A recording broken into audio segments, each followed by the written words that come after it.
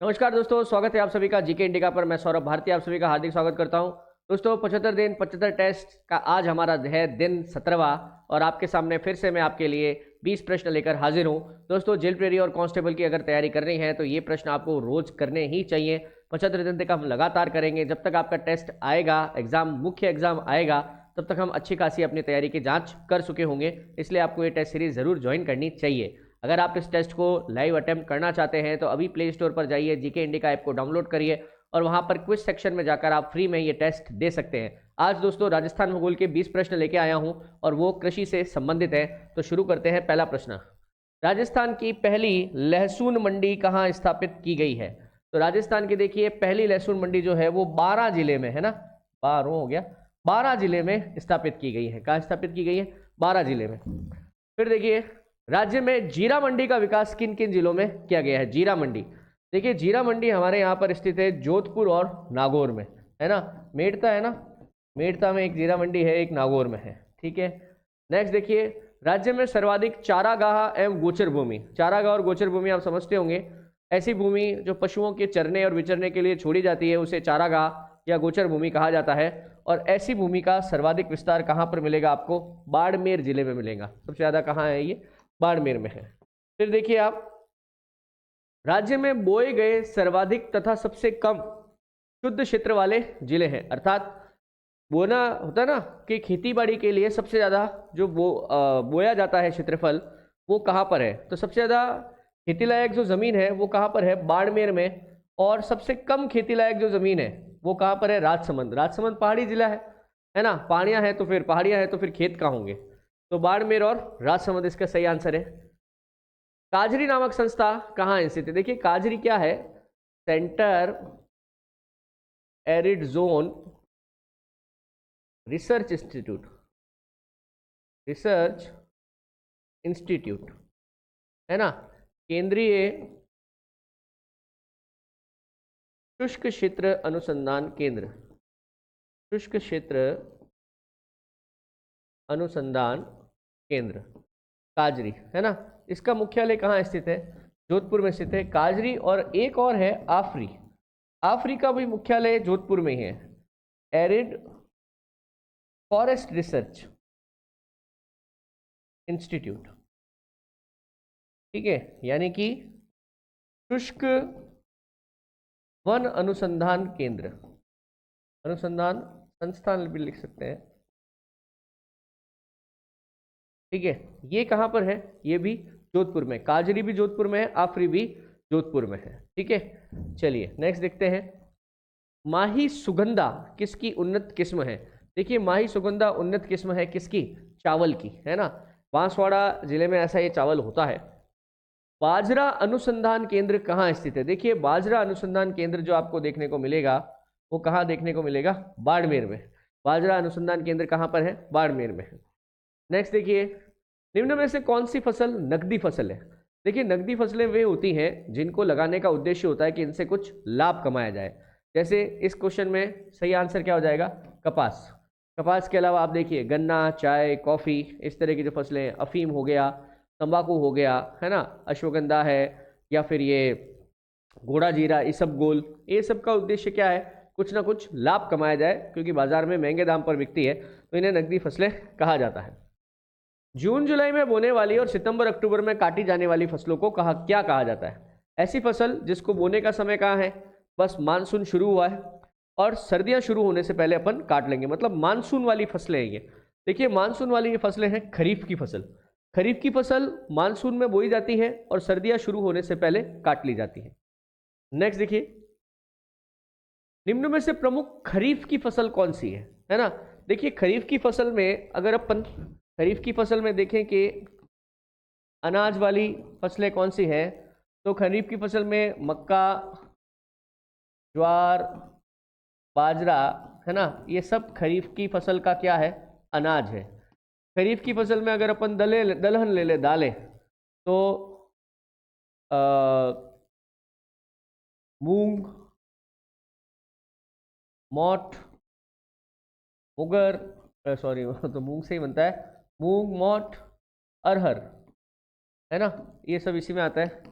तिलहन फसलों में अगर अपन बात करें, तिलहन में, है ना, तो तिलहन में आ जाती है तिल, मूंगफली,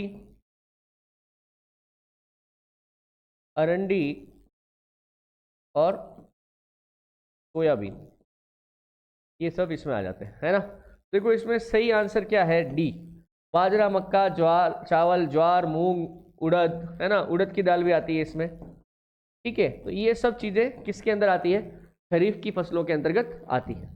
नेक्स्ट देखिए आप, रबी की फसलें कौन सी हैं। तो देखो अगर रबी की फसलों में अपन चले तो पहले ले लेते हैं अनाज वाली फसलें कौन सी हैं। तो अनाज वाली फसलें हैं गेहूं और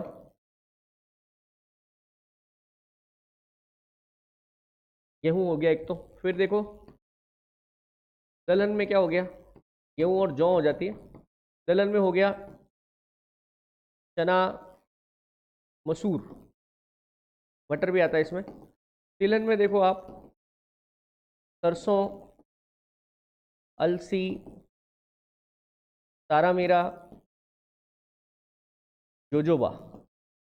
फिर जो व्यापारिक फसलें हैं या अन्य फसलें उसमें बोल सकते हैं, अन्य फसलों में जीरा, जितने भी मसाले होते हैं ना, सरसों, मिर्च, धनिया, अदरक, लहसुन, प्याज, अदरक, लहसुन, प्याज, मेथी, है ना, अफीम, तंबाकू, ये सब इसी में आते हैं, सब रबी की फसल में आते हैं। तो इसमें सही आंसर क्या हो जाएगा अपना, ए ऑप्शन बिल्कुल सही हो जाएगा। नेक्स्ट देखो आप, झूमिंग अथवा वालरा कृषि राजस्थान में किस भाग पर की जाती है। देखिए झूमिंग कृषि जो है ये विशेषता है आदिवासी समुदाय की। आदिवासी समुदाय जहाँ पे भी होगा वो अपने इस प्रकार की कृषि करता है। तो राजस्थान में देखो ये सबसे ज़्यादा मिलते हैं हमको दक्षिण में, उदयपुर, डूंगरपुर, बांसवाड़ा, प्रतापगढ़ वाला जो बेल्ट है, सिरोही का कुछ भाग हो गया, यहाँ पे ये खेती अधिक की जाती है। और भील जनजाति में ये जनजाति अधिक जो है ये झूमिंग कृषि अधिक होती है। भील जनजाति जो झूमिंग कृषि करते हैं, और ये झूमिंग कृषि अगर कहाँ की जाए, पहाड़ की ढलानों पर, पहाड़ की ढलानों पर अगर ये कृषि की जाए तो इसे चिमाता कहा जाता है। और अगर मैदानों में स्थानांतरित कृषि की जाए तो उसे क्या कहा जाता है, दजिया कहा जाता है। ठीक है, किस फसल को सावणु के नाम से जाना जाता है। देखो सावणु या स्यालू, सावणु या स्यालू, ये कहते हैं अपन खरीफ की फसल को, क्योंकि खरीफ की फसल कटती है सितंबर अक्टूबर में, इस समय थोड़ी सर्दी आ जाती है, सियाड़ा आ जाता है, इसलिए स्यालू। और जो रबी की फसल है ना, रबी की फसल के लिए शब्द है उनालू। रबी की फसल के लिए क्या शब्द है, उनालू। रबी की फसल कटती है मार्च अप्रैल में, उस समय मौसम गर्म हो जाता है, गर्म को हमारे यहाँ राजस्थानी भाषा में ऊना बोलते हैं, तो ऊना से क्या बन गया, उनालू। ठीक है, तो इसने स्यालू या सावणु पूछा था, तो वो कौन सी फसल है, खरीफ की फसल है। नेक्स्ट देखो आप, एशिया का सबसे बड़ा यांत्रिक फार्म स्थापित कहाँ गया है, मैकेनिकल फार्म, जहां पर सारा काम मशीनों से होता है। एशिया का सबसे बड़ा यांत्रिक फार्म कहां पर है, गंगानगर में स्थित है। फिर देखिए किस फसल को ग्रामीण भाषा में बढ़िया कहा जाता है। देखिए कपास जो है इसे ग्रामीण भाषा में क्या कहा जाता है, बढ़िया कहा जाता है। कपास को एक शब्द और है, कपास को सफेद सोना भी कहते हैं। कपास का एक नाम और क्या है, सफेद सोना। ठीक है, फिर देखिए किसकी पत्तियों से साइलेज नामक चारा निर्मित होता है। मक्के की पत्तियों से दोस्तों साइलेज नामक चारा, ये साइलेज चारा जो है पशु खाते हैं। तो मक्का जो होता है ना, मक्के का तो फल तो तोड़ लेते हैं ऊपर से, फिर ये पीछे जो कचरा बचता है ना, इससे चारा बन जाता है। राज्य में मृदा परीक्षण के लिए प्रयोगशालाएं कहाँ स्थापित की गई है। देखो राज्य में मृदा परीक्षण की प्रयोगशालाएं 3 जगह है, जयपुर, जोधपुर और कोटा में भी है ना, इसलिए मैंने तीनों यहाँ पे साथ में लिखे।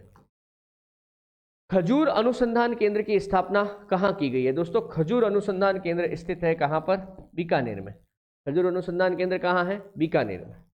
फिर देखिए केंद्रीय शुष्क बागवानी संस्थान कहाँ स्थित है, सेंट्रल ये बागवानी संस्थान है ना, शुष्क बागवानी, एरिड हॉर्टिकल्चर। तो केंद्रीय शुष्क बागवानी संस्थान कहाँ पर स्थित है, बीकानेर में। ठीक है, ये भी बीकानेर में। फिर देखो आप बजेड़ा किसे कहते हैं, बजेड़ा क्या होता है, हमारे यहाँ राजस्थानी भाषा में बजेड़ा क्या है। तो बजेड़ा कहते हैं एक्चुअली पान के खेत को। पान होता है ना, पान के पत्ते, पान का जो खेत होता है उसे हमारी स्थानीय भाषा में क्या कहते हैं, बजेड़ा। ठीक है, तो दोस्तों ये हमारे आज के टॉप 20 सवाल थे राजस्थान भूगोल के। उम्मीद करता हूँ आपको प्रश्न पसंद आए होंगे। ऐसे ही टेस्ट सीरीज में लगातार बने हुए रहिए दोस्तों। आपके लिए मैं सीरियसली, गंभीरतापूर्वक, जो लोग सीरियस तैयारी करने वाले हैं उन्हीं के लिए है। कोई आपका मैं टाइम वेस्ट नहीं करता हूँ कि भाई अब ये 20 सवाल है तो मैं घंटे भर तक इनको खींचूंगा, नहीं।